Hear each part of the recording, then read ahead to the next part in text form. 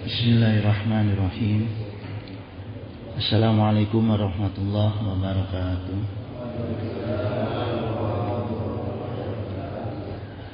Alhamdulillah al-malikil haqqil mubin allazi habana bil imani wal yaqin. Wassalatu wassalamu ala asrafil anbiya'i wal mursalin wa ala alihi wa sahbihi ajma'in. Raditu billahi rabba wa bi islami dina wa min muhammadin nabiyya wa rasulah. Amma ba'd. Rabbana zidna ilman wa zidna fahman waj'alna minas sholihin. Hadratul mukarramin,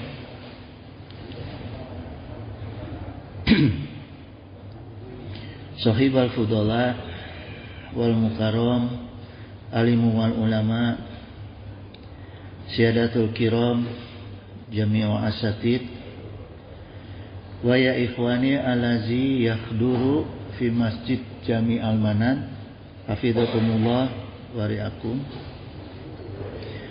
wa zadanallahu ilman wa khirsa. Ayuhal ikhwanal kiram, sebelumnya saya menyampaikan minal aidin wal faidin, taqabbalallahu minna wa minkum. Mudah-mudahan belum telat ya, belum terlambat. Jadi kalau ada kesalahan-kesalahan ucapan atau apapun di tahun sebelumnya, saya mohon dimaafkan, dan insyaallah jamaah pun akan kita maafkan. Kita saling bermaaf-maafan bersama-sama, ya. Kemudian jemaah sekalian, kajian pertama kita pagi ini saya kasih judul Akidah Ramadan, ya. Karena kita harus tahu juga ada makna akidah apa di bulan Ramadan gitu. Karena segala sesuatu, kullu syai'in biqadarin, segala sesuatu itu adalah Allah dengan qadar Allah, dengan kehendak Allah juga, ya. Jadi kita perlu tahu juga apa tujuan Allah menjadikan bulan Ramadan sehingga mewajibkan kita puasa 1 bulan penuh, sedangkan di bulan-bulan lainnya tidak gitu, ya. Jadi ini adalah bagian dari kupasan tarbiyah Ramadan, pendidikan di dalam bulan Ramadan. Karena itu sebelumnya kita tengok dulu ke belakang, ya, pendidikan apa saja yang sudah kita dapatkan selama Ramadan kemarin, ya. Pertama gini jemaah sekalian, ini kalau kita tafakuri, ya, dalam tarbiyah Ramadan itu ada perkara penting yang seharusnya kita bisa pahami, ya. Itu yaitu sifat iradah dan maksyiahnya Allah dalam bulan Ramadan. Jadi Allah itu di dalam bulan Ramadan punya kehendak dan punya keinginan, ya. Pertama, sifat masyiah gitu. Sifat masyiahnya Allah itu ini sama dengan iradah kauniyah, ya, sifat masyiah ini. Jadi kehendak Allah yang bersifat umum, yang mencakup semua kejadian pada makhluk. Pertama itu, ya. Ada keinginan Allah kehendak Allah yang menyangkup semua makhluk. Jadi semua kejadian, semua perkara yang ada di langit dan di bumi itu masuk ke dalam masyiahnya Allah, iradah kauniyahnya Allah, ya, kehendaknya Allah. Wa qala Allah Ta'ala dalam At-Takwir ayat 29, wa ma tasyauna gitu, dan kalian tidak dapat berkehendak ila ayyasha Allahu rabbul alamin, kecuali Allah ikut menghendakinya sebagai Tuhan alam semesta. Jadi apapun kehendak kita tidak akan bisa terjadi kalau Allah tidak ikut menghendaki, ya.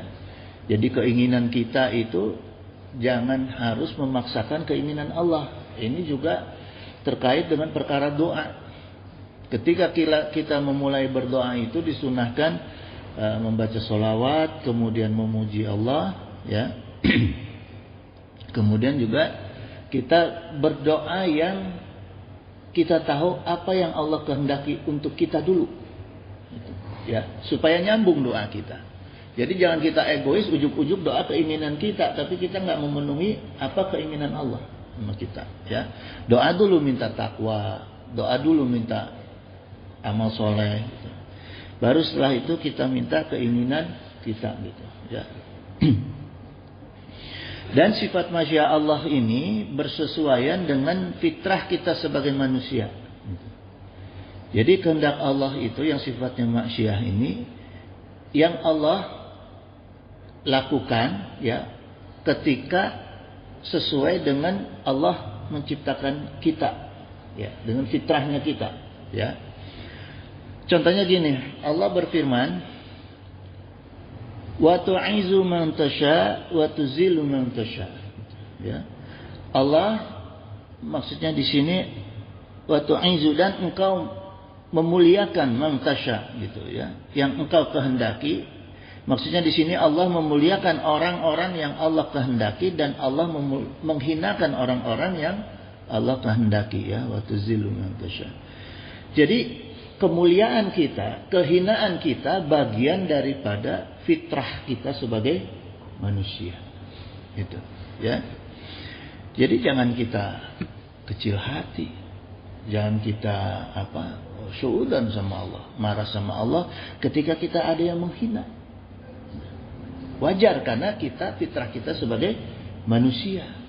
Dan jangan pula kita sombong, jangan pula kita tinggi hati ketika ada orang yang memuliakan kita, karena itu bagian daripada fitrah kita, gitu, ya. Itu jadi udah dari sononya, nggak usah merasa, karena ada yang menghormati, ada yang cium tangan, yang mendadak kaget, gitu kan? Nggak begitu. Itu bagian dari fitrah kita, gitu, ya. Wa qala Allah Ta'ala, ya ayyuhallazina amanu kutiba alaikumussyam kama kutiba alal ladzina min qablikum la'allakum tattaqun. Nah, di sini masuk ke dalam kaidah Ramadan, akidah Ramadan, ya. Apa kehendak Allah di sini? Maksyiahnya Allah. Ini termaktub di dalam Al-Baqarah 183 yang kita sudah umum kita ketahui, ya. Bahwa Allah mewajibkan kita puasa di bulan Ramadan, ya. Nah, ini ada kata kuncinya yang menyangkut dengan maksyiah Allah, la'allakum tattaqun. Jadi maksyiahnya Allah, ya, kehendaknya Allah menginginkan kita itu diwajibkan berpuasa supaya bertakwa, ya. Apa maknanya Allah memerintahkan kita berpuasa sehingga kita bertakwa, ya, sehingga ketakwaan kita meningkat? Yaitu tujuannya supaya kemuliaan dunia kita dan kemuliaan akhirat kita juga ikut meningkat, ya. Jadi nggak sembarangan Allah memerintahkan kita puasa Ramadan.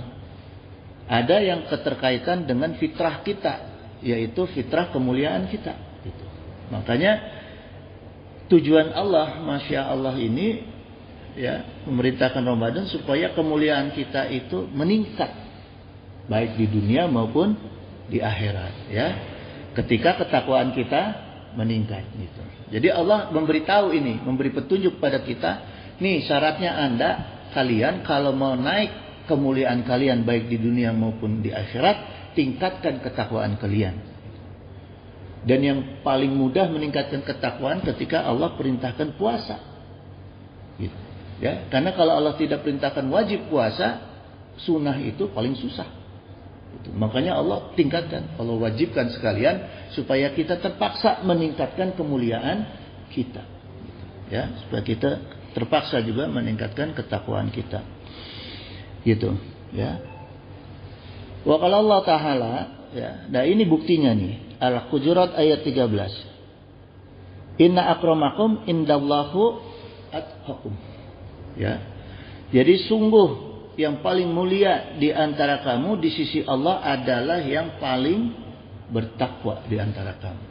Nah, ini faktanya, gitu, ya. Faktanya Allah jelaskan bahwa kalau kita mau menjadi mulia, lebih mulia, meningkat kemuliaan kita, ya tingkatkan ketakwaan kita. Karena Allah tidak melihat apa-apa selain dari ketakwaan kita. Ya, nggak ada ukuran apapun di dalam diri kita kecuali ketakwaan kita. Ya, gitu. Kemudian jemaah sekalian, nah sekarang kita kita kupas sifat iradah syar'iyahnya Allah. Ya, keinginan Allah yang konotasinya adalah kepentingan Allah. Ini maksudnya konotasi ini seolah-olah ya ada kehendak atau keinginan Allah yang seolah-olah itu adalah kepentingan Allah. Padahal sesungguhnya adalah kepentingan makhluk di dalamnya. Ya. Contohnya Allah perintahkan kita bersyukur. Ya. Allah perintahkan kita bersyukur kan kalau suudonnya kita seolah-olah ini adalah kepentingan Allah. Allah meminta kita umat manusia berterima kasih pada Allah, bersyukur pada Allah gitu. Ya, padahal enggak. Gitu. Nah ini yang sifatnya kauniyah ya, syariah, iradah syariah. Wa qala Allah Ta'ala ma yuridullahu liyaj'ala 'alaikum min harajin gitu. Tidak ada kehendak Allah untuk menjadikan kalian pada kesulitan. Nah, ini yang kita harus pahami. Allah tidak pernah menghendaki kita kesulitan.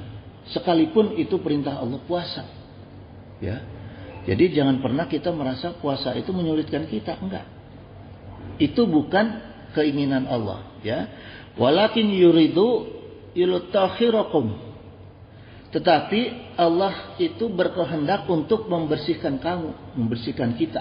Gitu. Jadi perintah-perintah Allah yang seolah-olah menyulitkan kita, padahal seperti puasa contohnya, itu adalah kehendak Allah untuk membersihkan diri kita.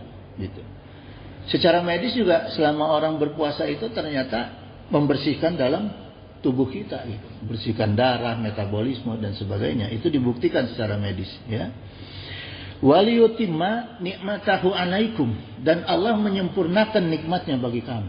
Nah, itulah bagian dari tujuan Allah ya, yang seolah-olah menyusahkan kita, padahal di situ ada maksud Allah untuk menyempurnakan nikmatnya Allah bagi kita gitu ya. La'alakum tashkurun ya, la'alakum tashkurun gitu, agar kamu semua bersyukur gitu ya. Jadi tolaknya gini jemaah sekalian, adanya iradah Allah dalam Al-Maidah ayat 6 tadi ya, supaya Allah itu berkeinginan, berkehendak supaya kita itu lepas dari kesulitan ya, supaya kita bersih secara zahir maupun batin, dan keinginan Allah untuk memudahkan Allah dalam menyempurnakan nikmat Allah pada kita gitu ya. Karena kebersihan dalam diri kita, dohir maupun batin, itu membuka kemudahan untuk Allah menyempurnakan nikmat Allah pada kita. Ya. Coba kita kalau dalam kondisi maksiat boro-boro Allah ngasih kenikmatan, ya malah mungkin dicabut. Nah itulah makanya Allah perintahkan kita puasa, salah satunya adalah untuk mendapatkan kesempurnaan nikmat Allah. Ya. Sekarang pertanyaannya, bagaimana supaya kita bisa bersyukur? Nah, dalam tarbiyah Ramadan ini ada 4 iradah syar'iyahnya Allah, ya. 4 iradahnya syar'iyahnya Allah itu ini jemaah. Ya.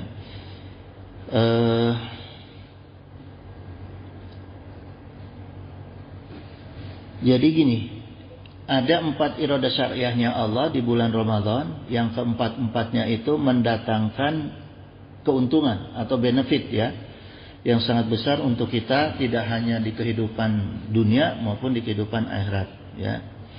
Tapi perlu diingat, dipahami bahwa iradah syariahnya Allah itu dapat tercapai kalau semua amal ibadah kita di dalam bulan Ramadan itu sesuai dengan keimanan wahtisaban. Ya, sesuai dengan yang disampaikan oleh Rasulullah ya, iman dan ihtisaban. Ihtisaban itu adalah evaluasi ya. Jadi di dalam melaksanakan Ramadan tidak cukup hanya iman, tapi kita harus juga mengevaluasi ibadah kita. Maknanya gini, jangan sampai setelah sahur ketemu maghrib ternyata ada dosa-dosa yang belum kita tobati, karena akhirnya jadi mubazir. Itu hari kita di dalam Ramadan itu ada yang mubazir karena ada dosa yang belum kita tobati, gitu ya, minimal pahalanya berkurang. Jadi gini jemaah sekalian, ya, tarbiyah Ramadan itu kalau sudah sesuai dengan keimanan wahtisaban selama kita melaksanakan ibadah dalam bulan Ramadan, ya, tarbiyahnya maka akan ada hasilnya di luar Ramadan, ya. Jadi bukti pendidikan itu salah satunya adalah terlihat di pasca pendidikan, ya. Di sesudah melaksanakan pendidikan, nah disitulah kita bisa melihat hasilnya, hasil pendidikan itu, ya. Pertama begini, kalau kita sukses dalam pendidikan kita di dalam bulan Ramadan, keluar dari Ramadan kita akan menjadi pribadi yang selalu sabar, selalu bersabar dalam menegakkan ibadah dan meningkatkan ketakwaan pada Allah, ya. Gitu. Karena puasa itu sabar. Kok kita bisa sabar berpuasa melaksanakan perintah Allah di dalam bulan Ramadan? Harusnya di luar Ramadan kita pun bisa sabar melaksanakan ketakwaan kepada Allah, ya. Jadi jangan lagi sholat buru-buru, harus tumakninah di luar Ramadan, ya. Kemudian yang kedua, hasil tarbiyah Ramadan itu menjadikan kita sebagai individu yang selalu segera tobat. Selalu bersegera tobat ketika berbuat dosa atau khilaf. Karena manusia tidak lepas dari dosa dan khilaf, ya. Makanya harus segera tobat. Nah, ini hasil pendidikan dari Ramadan, ya. Kita kan di Ramadan tuh latahnya aja istighfar itu. Karena istisaban tadi, karena takut saat buka itu kita masih membawa dosa. Nah, itu juga teruskan di luar Ramadan, ya. Kemudian nanti ketiga, menjadi pribadi-pribadi yang berjiwa sosial tinggi dan peka terhadap kesusahan hidup orang lain. Di dalam bulan Ramadan kita sering ada bukber. Itu kan bentuk kepekaan kita, ya. Kita mau berbagi sama orang yang susah, gitu, ya, meningkatkan pahala lewat berbagi. Nah, itu tarbiyah di dalam Ramadan. Jangan sampai nanti di luar Ramadan kita cuek lagi. Lihat orang susah sebodoh teing lagi. Nggak boleh begitu. Berarti pendidikan kita di dalam bulan Ramadan tidak sukses, ya. Bismillah. Itu pendidikan yang ketiga. Kemudian yang keempat, menjadi pribadi-pribadi yang sungguh-sungguh dalam bersyukur kepada Allah, ya. Karena selama Ramadan ketika kita selalu dididik untuk selalu bersyukur kepada Allah, maka di dalam Ramadan kita selalu diberi ampunan dan nikmat, ya. Nggak ada orang di bulan Ramadan yang nggak bisa makan. Pasti mau buka ketemu aja makan, atau sahur ada aja makanan. Nah, itu bentuk nikmat dari Allah, ya. Nah, maka di luar Ramadan lanjutkan bentuk syukur kita kepada Allah, gitu, ya. Kemudian dalam Ramadan juga menghasilkan benefit yang sifatnya iradah kauniyah, ya. Keinginan Allah, seperti misalnya keuntungan iftar, ukhuwah, itu adanya di dalam Ramadan, ya. Siam, qiyam dan lain-lain. Maka ini harus kita lanjutkan di dalam Ramadan, ya. Kalau bisa kita tetap berbagi kepada saudara kita, ikhwan kita. Kemudian juga tetap menyambungkan ukhuwah, ya, mempersatukan umat Islam. Kemudian tetap kalau bisa puasa sunnah dan sholat malam lanjutkan, gitu, ya. Itu yang Nah, ini insya Allah kehidupan setelah Ramadan ini saya akan kupas lebih luas lagi di pertemuan depan, ya, pertemuan akan datang, Rebo yang akan datang. Karena pagi ini saya mau kupas dulu apa makna Lebaran, Idul Fitri dan Syawal, ya. Karena masih banyak di antara kita yang Lebaran itu ya Idul Fitri, gitu, ya. Nah, Lebaran itu sejarahnya ini saya temukan dalam majalah Sunda, ya, majalah Sunda itu yang ditulis oleh M. A. Salmun. Beliau menyampaikan bahwa Lebaran itu asal kata dari bahasa Sangsekerta, yaitu ketika para wali berdakwah pada umat Hindu, ya, ditemukan bahasa Sangsekerta itu kata Lebaran artinya selesai atau habis, ya. Maka dilanjutkan oleh para wali supaya gampang, ya, waktu itu. Karena ini bagian dari pendidikan yang sumbernya adalah urf, kebudayaan. Gitu. Jadi seperti wayang itu juga bagian dari urf, kebudayaan, ya. Gitu. Jadi tidak ada salahnya itu. ada metodenya sendiri, gitu, ya. Nanti kita kupas khusus fikih, gitu. Babnya fikih. Jadi diambil oleh para wali sebagai dasar hukum urf, ya, kebudayaan. Ketika selesai Ramadan dipakailah bahasa salah satu pengertian umat Hindu yaitu Lebaran atau habis. Selesai Idul Fitri, selesai Ramadan, kita Lebaran, gitu, pada waktu itu, ya. Nah, setelah mengerti, paham, baru para wali itu menyampaikan makna Idul Fitri yang sesungguhnya, gitu. Maka masih ada di kalangan kita yang menggunakan kata Lebaran, gitu, ya.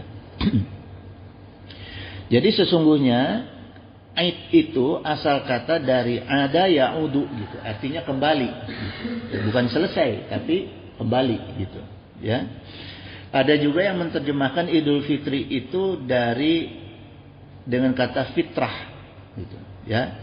Itu diambil dari hadis qala Rasulullah SAW, ma min mauludin ila yuladu alal fitrah, gitu. Jadi diambil dari kalimah dalam sebuah hadis, gitu. Jadi fitrah, ya, Idul Fitri itu dari kata fitrah artinya suci. Makanya Idul Fitri kembali kepada kesucian, gitu, Idul Fitri, ya. Gitu. Kemudian gini, ada kata Idul Fitri, ya, yang Id itu diambil dari kata berbuka. Al-Fitri diambil dari kata berbuka, gitu, ya. Aftara iftar, gitu, ya. Aftara iftar itu maksudnya berbuka, gitu. Jadi secara bahasa memberi makan untuk orang yang berbuka puasa, gitu, ya. Nah, dalilnya aftara iftar ini diambil kata Idul Fitri dari berbuka ini, ya. Dalilnya pertama diambil dari hadis Rasulullah SAW, man fatara sha'iman kana lahu mithlu ajrihi ghaira annahu, gitu, ya. Siapa yang memberi iftar, buka puasa orang yang berpuasa, maka pahalanya seperti orang yang melaksanakan puasa itu, ya. La yanqusu min ajri shaimi syai'an, gitu, tanpa mengurangi pahala orang yang berpuasa itu sedikit pun, ya. Tapi syaratnya jemaah sekalian, ketika kita memberi iftar, memberi makan orang yang berpuasa, itu harus ikhlas, gitu, ya, syaratnya.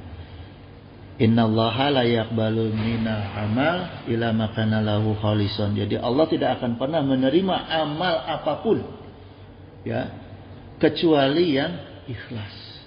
Jadi jangan sampai kita mengeluarkan biaya, mengeluarkan tenaga untuk beramal tapi mubazir karena tidak ikhlas, ya. Ini yang harus diperhatikan kita dalam beramal. Yang kedua, waqala Nabi sallallahu alaihi wasallam, ya, an Abi Hurairah radhiyallahu anhu qala Rasulullah SAW, ya, al-fitru yauma tuftirun, ya. Idul Fitri adalah hari berbuka atau hari makan, ya. Jadi Idul Fitri kata Rasul, sabda Rasul adalah hari untuk makan, berbuka, gitu, ya. Wa adha yauma tudahun, gitu, dan hari Idul Adha adalah hari untuk berkurban, gitu, Ya. Ini maka diambil Idul Fitri, ada pendapat ulama yang mengambil dari dalil-dalil ini gitu. Jadi dimaknai Idul Fitri itu selain daripada kembali suci juga kembali boleh bebas makan gitu. Ya. Gitu jemaah sekalian. Jadi hari kembali bebas bermakan, itu Idul Fitri. Kalau Idul Adha adalah hari berkurban gitu. Ya.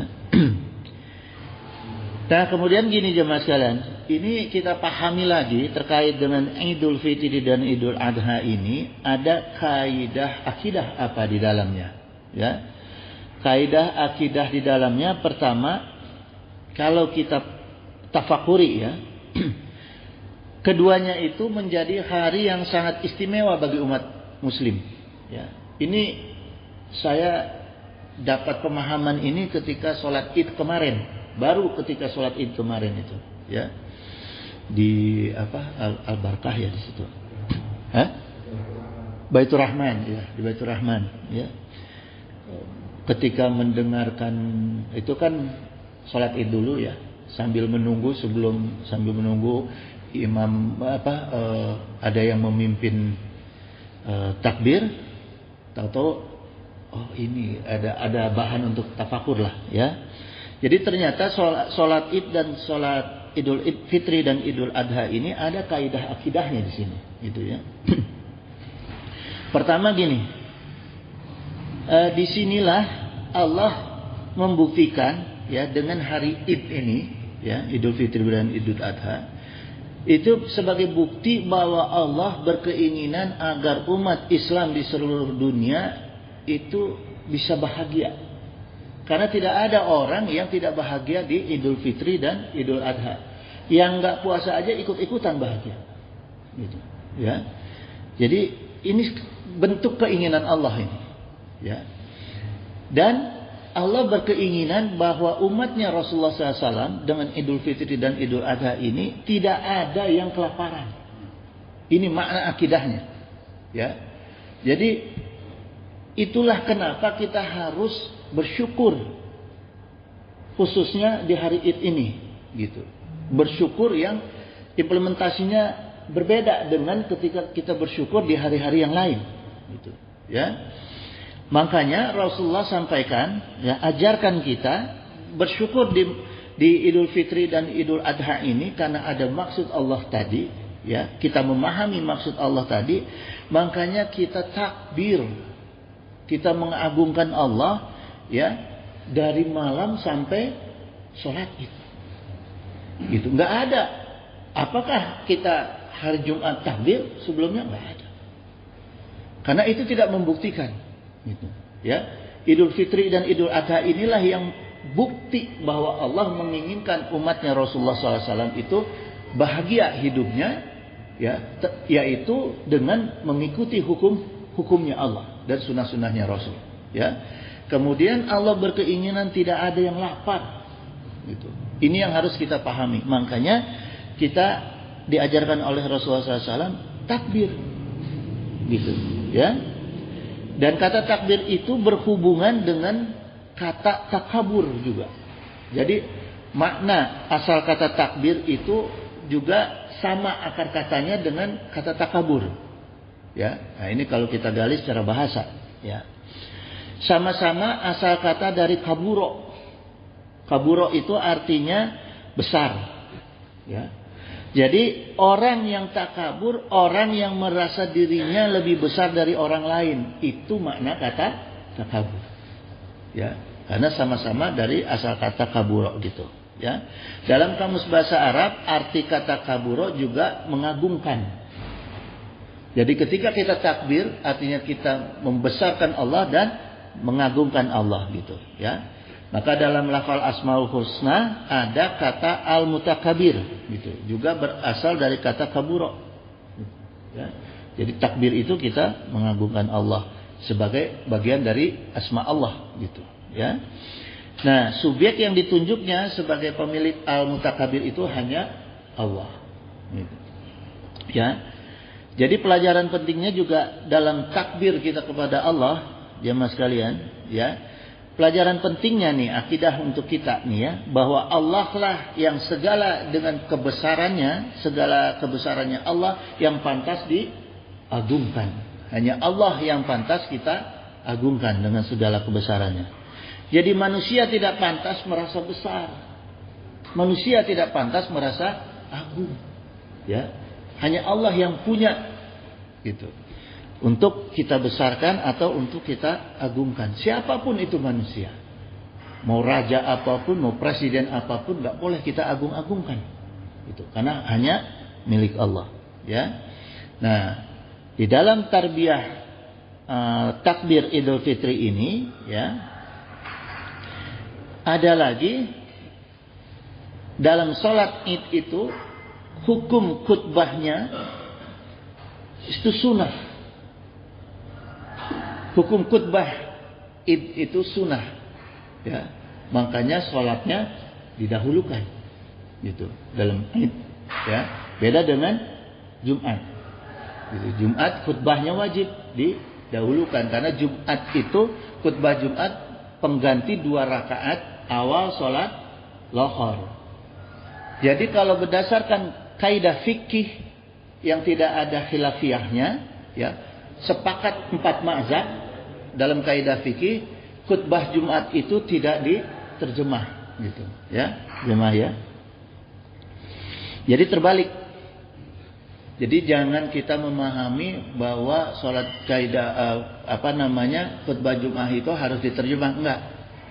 Justru 4 mazhab itu sepakat bahwa khutbah Jumat itu tidak diterjemah, gitu, ya, gitu. Jadi tidak ada khilaf. Nah, kenapa sekarang sholat Jumat itu jadi lazimnya diterjemah? Karena itu sejarahnya adalah kolonial, zaman kolonial. Dulu itu penjajah kolonial VOC itu memerintahkan orang-orang yang sholat Jumat itu supaya khutbahnya diterjemah. Karena apa? Karena takut ada bahasa-bahasa politik. Ya, makanya VOC meminta kepada. Nah, di situ ada kias ulama. Makanya bagian-bagian yang penting, yang wajibnya dalam itu tidak diterjemah, seperti sholawat, ittaqullah itu tidak diterjemah, gitu, ya. Ada bagian-bagian yang diterjemah. Kemudian pada khutbah Jumat yang kedua tidak diterjemah, gitu, full tidak diterjemah, gitu, ya. Itu karena sejarahnya seperti itu sesungguhnya, gitu, ya. Tapi ya itulah menjadi khilaf akhirnya. Makanya ada masjid-masjid yang Jumatnya tidak diterjemah, gitu, ya. Tapi itu jangan menjadikan perpecahan untuk kita. Karena itu masing-masing punya tanggung jawabnya sendiri-sendiri, gitu, ya. Punya ulamanya masing-masing, gitu. Punya kiainya masing-masing, gitu. Karena ini masalah fikih, bukan masalah tauhid, ya, gitu. Nah, itu jemaah. Kemudian kita lihat di dalam sholat Id, ya. Sholat Id itu takbiratul ihramnya dan kalimat pujiannya diulang-ulang. Allahu Akbar. Sampai 9 dan 7 dalam Idul Fitri, ya. Allahu Akbar, Allahu Akbar. Nggak ada sholat lain kecuali sholat Id yang takbirnya diulang-ulang. Nah, ini adalah implementasi salah satunya bentuk syukur kita kepada Allah ketika kita memahami makna bahwa Allah itu sungguh menginginkan umatnya Rasulullah SAW tidak pernah kelaparan dan berbahagia, gitu, ya. Itu sebagai maknanya. Wa qala Nabi SAW, ya. Ini gini jemaah sekalian.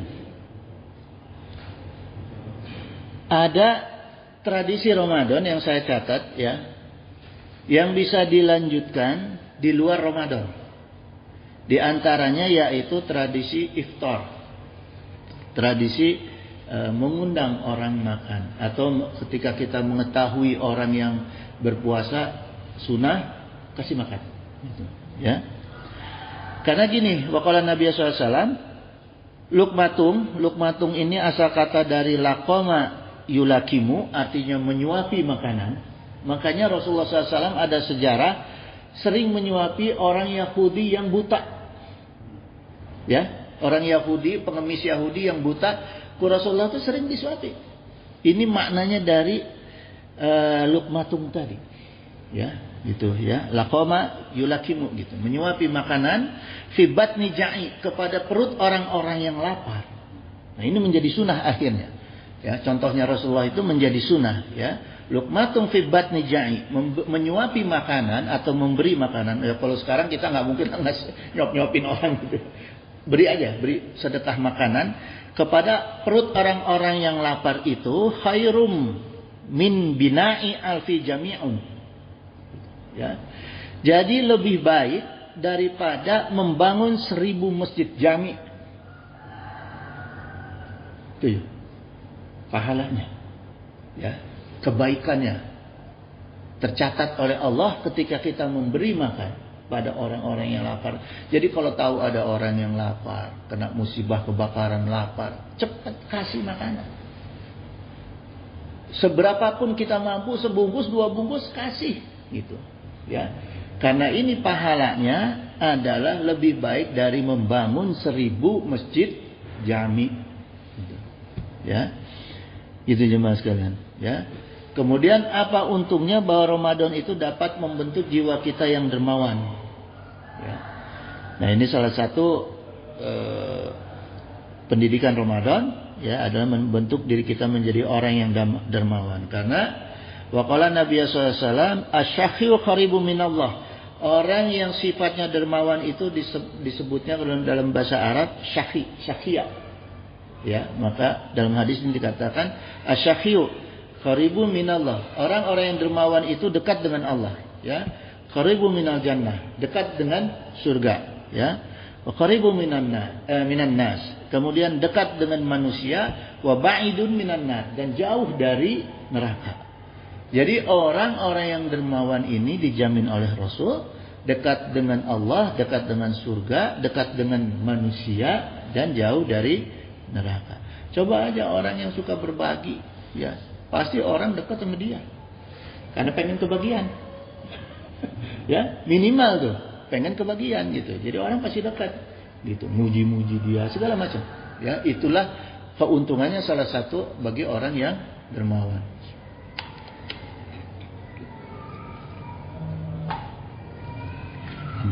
Bahkan jauh daripada neraka gitu ya. Terus gini jemaah. Tadi dikatakan oleh Rasulullah qaribu minal jannah. Orang yang dermawan itu dekat dengan surga, ya. Sekarang gini. Pertanyaannya nih, ketika membaca hadis ini, saya mencari dalil lain untuk menjawab pertanyaan saya, benar enggak surga itu ada? Ada enggak surga itu di dunia? Karena kita sering mengatakan surga itu ketika Allah bercerita surga di akhirat, artinya ada surga di dunia. Nah, ternyata dijelaskan oleh Syekhul Islam Ibnu Taimiyah, ya, inna hunaka jannati fi hadzal alam. Sungguh di dunia ini, di alam ini ada surga. Ya, kata Syekhul Islam. Jadi di dunia ini dijelaskan oleh beliau ada surga. Bukan tidak ada. Nah, ini menjawab pertanyaan tadi ya, bahwa surga itu ternyata juga ada di dunia, tidak hanya ada di akhirat.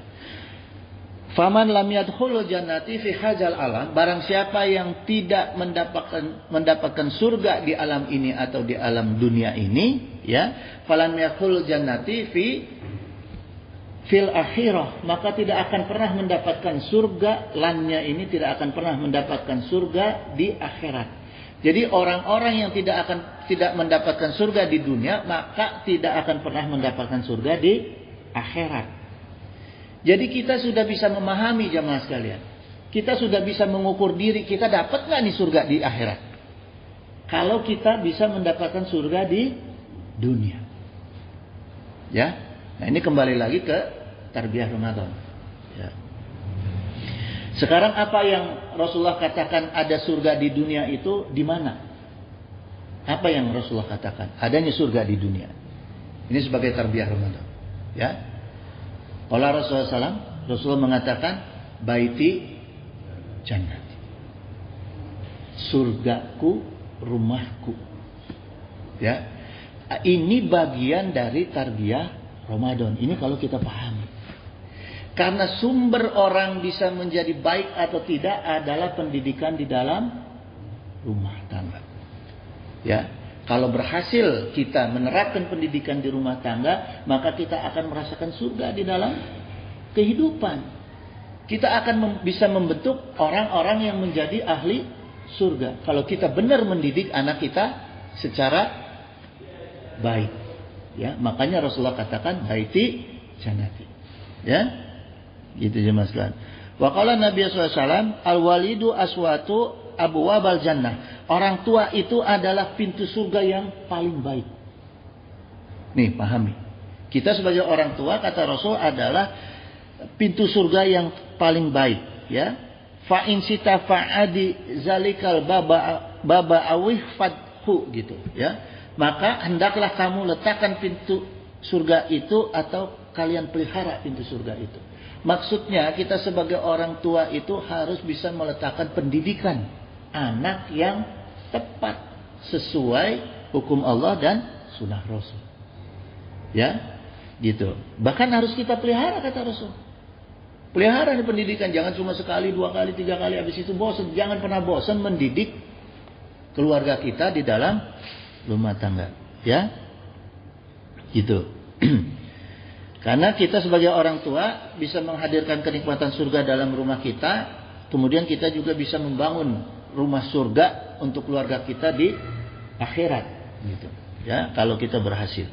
Itu pertama sebagai orang tua.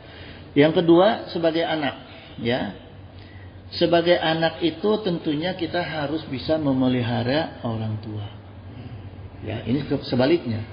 Kita mendudukkan diri sebagai anak di dalam rumah kita itu kita harus bisa memelihara orang tua dengan baik, gitu, ya.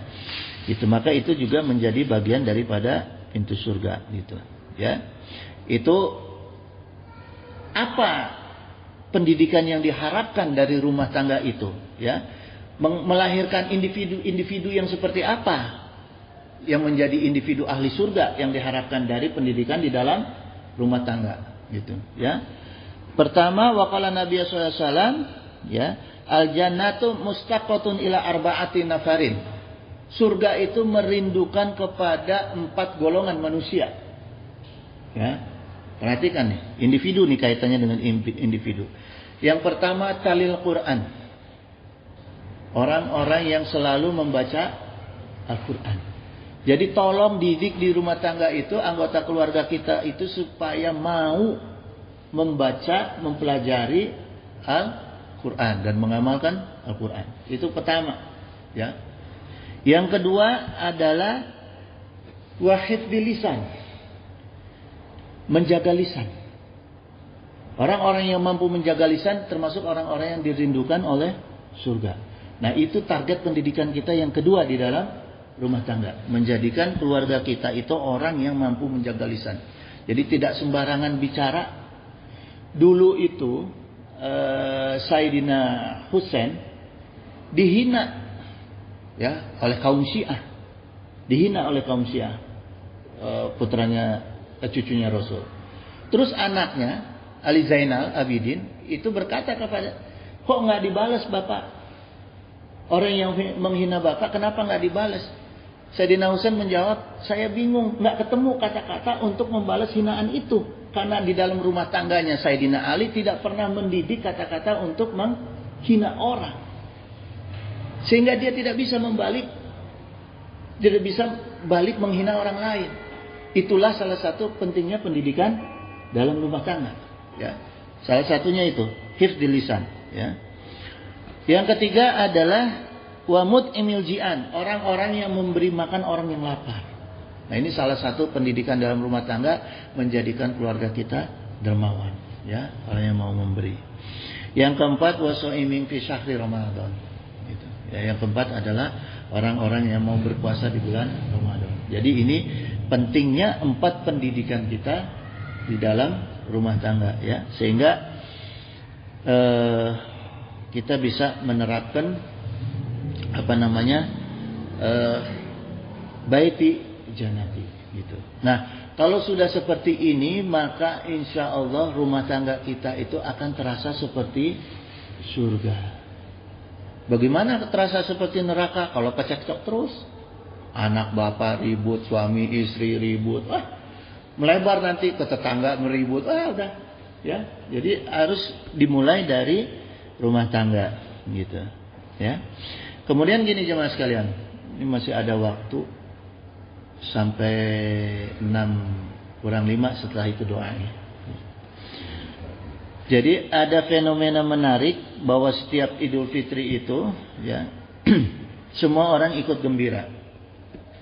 Seharusnya kita memahami secara akidah kenapa kita harus bergembira di dalam Idul Fitri gitu.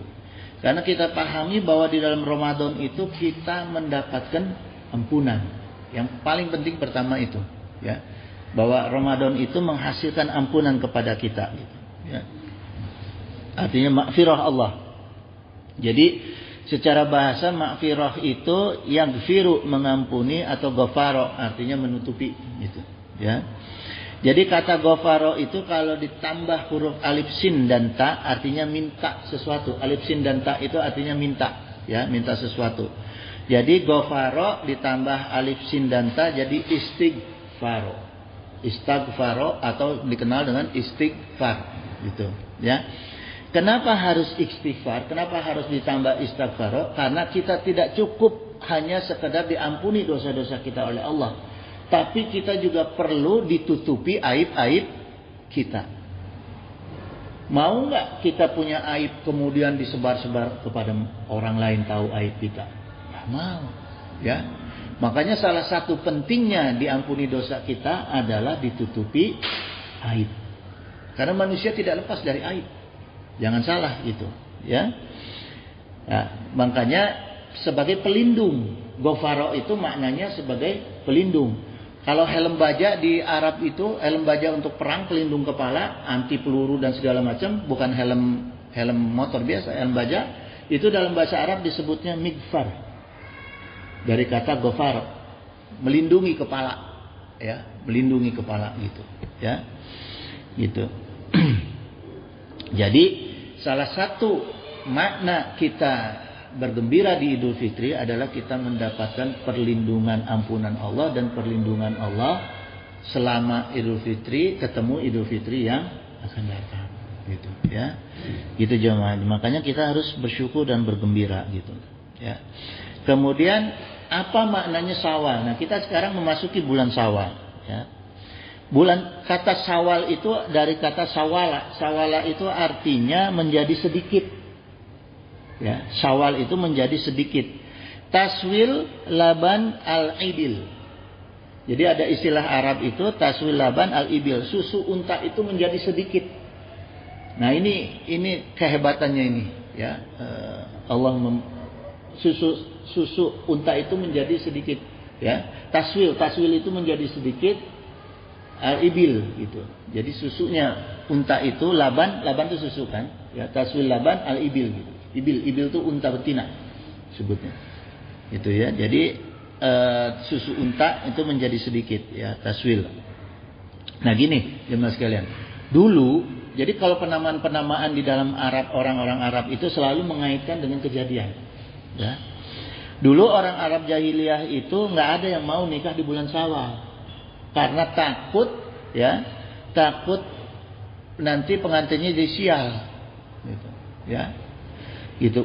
Karena di bulan Syawal dianggap nggak ada keuntungan, jadi sedikit gitu, ya, menjadi sedikit Syawala gitu. Dan anehnya, kenapa orang Arab percaya seperti itu? Anehnya, unta-unta betina di bulan Syawal itu nggak ada yang mau dikawini sama unta laki-laki.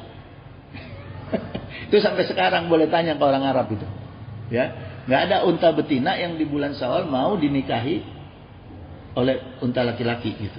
Cirinya itu buntutnya diangkat ke atas, ya, gitu. Makanya ada sejarah penting di bulan Syawal itu perang Uhud, kemenangan umat Islam, tapi kesedihan yang paling sedih bagi Rasulullah, meninggalnya Sayyidina Hamzah.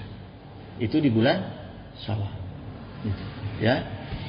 Karena ada kepercayaan seperti itu di kalangan orang Arab, bangsa Arab waktu itu, maka Rasulullah sebagai pengganti, jangan sampai bulan Ramadan yang begitu penuh dengan berkah, ya, penuh dengan kenikmatan, tiba-tiba kosong.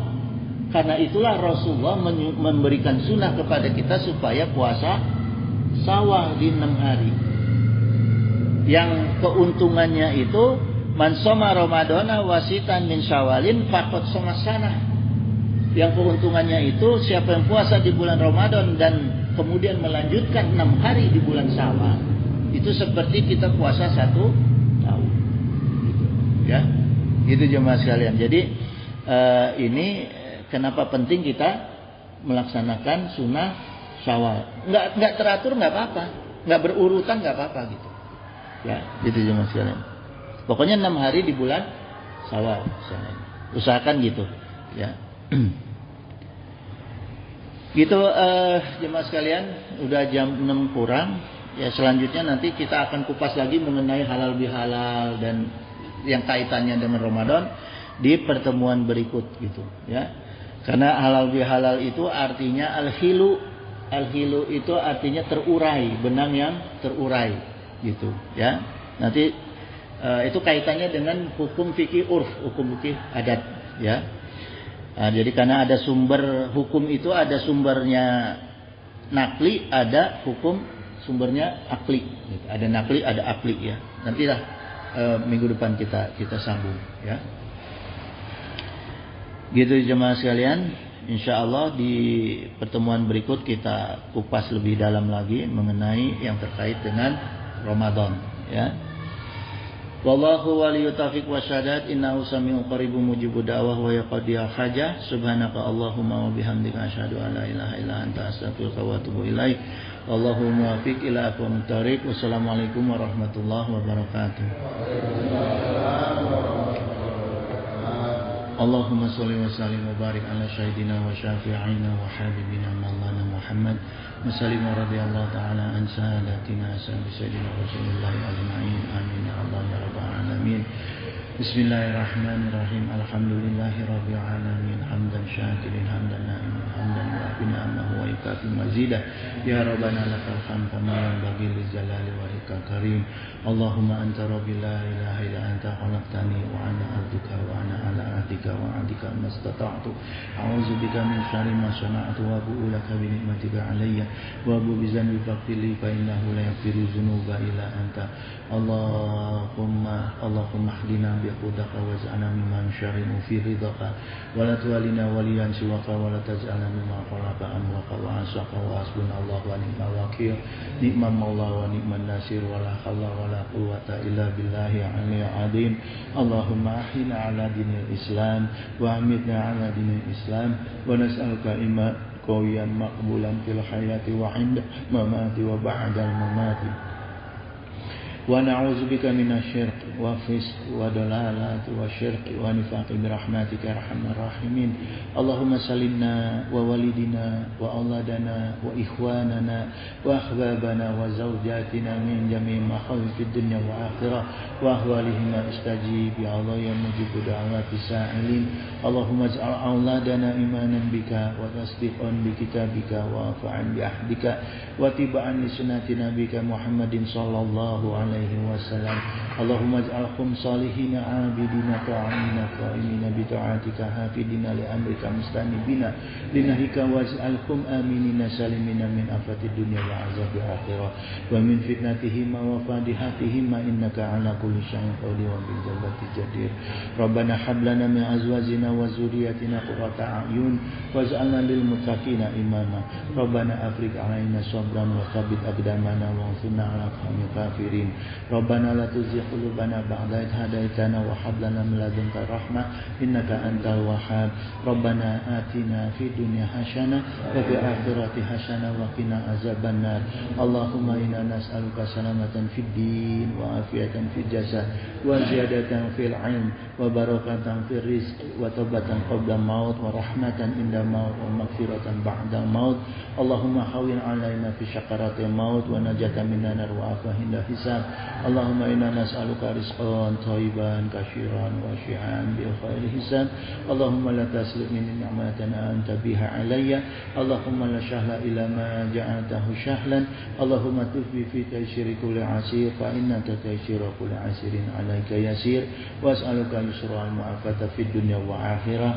Allahumma kshif 'anna wasrif 'anna wadfa' 'anna al bala'a wal waba'a wa wala wa ta'un wa fitana wa mihana wa humuma wa humum wa khuruba wa azana wa syada'ida wa syara'da'ida wa syaradhalimina ma la yaksifu ghairuk wa sallallahu ala sayyidina Muhammadin wa ala alihi wa sallam.